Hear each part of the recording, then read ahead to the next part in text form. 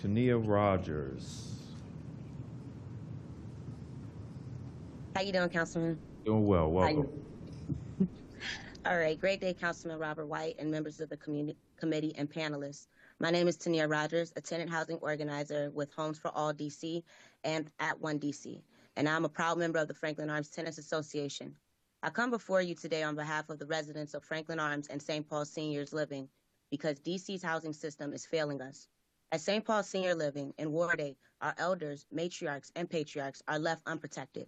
No on-site management means they have gone without essential DC services for over 3 years.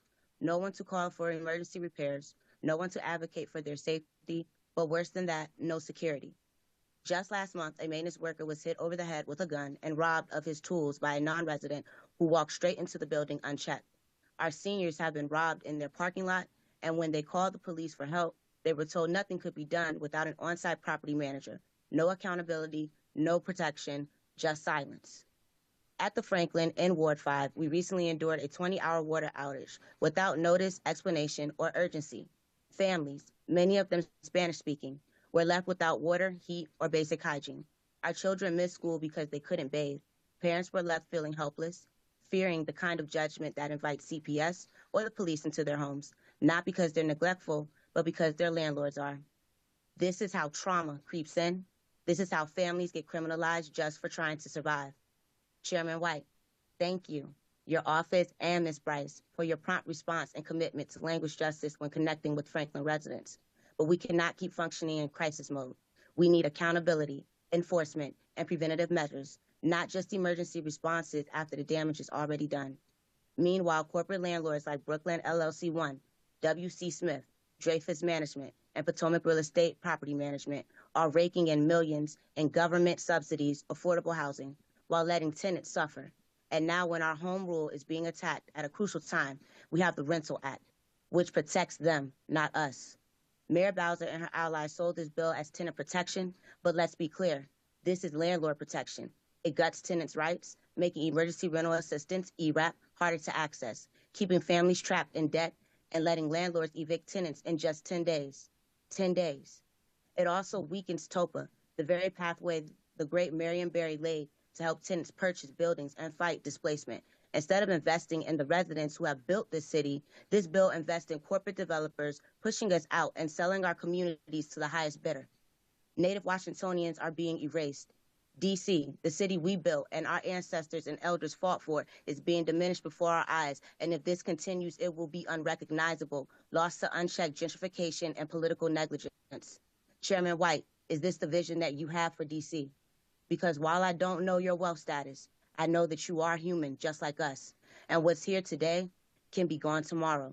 If your family was robbed in their parking lot, left without water, and ignored when calling for help, would you accept silence?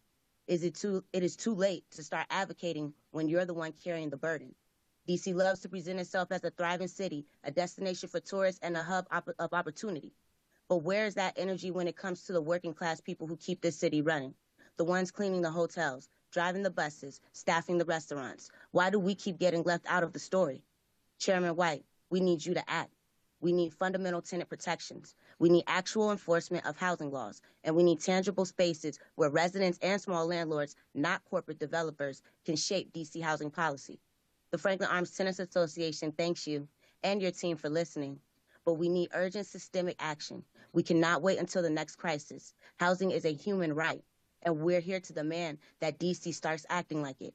Thank you for this opportunity to testify, and I welcome all of your questions, Chairman White. Thank you so much for that testimony.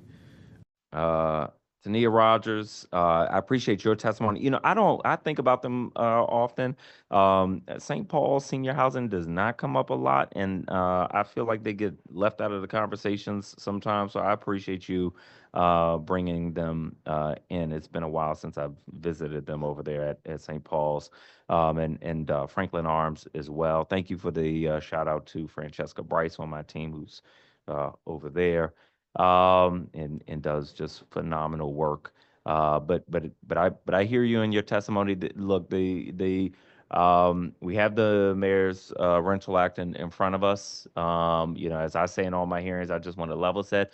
There ain't no easy ways out of where we are right now.